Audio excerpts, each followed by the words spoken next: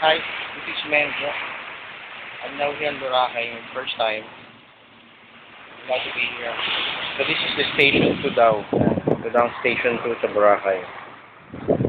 Ayan.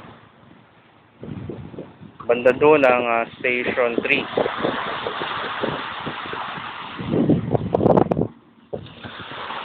Ang station 2 daw doon. Ayan. Para siyang tube eh. Paikot siya. So, I'll just take a walk. So, nandito pala ako sa Station 2.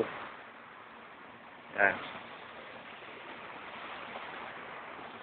Ay, ne. Sana dito ay mag-honeymoon ulit. Jawas kiyat, sarap maglaro dito sa sand. Ang linaw ng tubig. Grabe.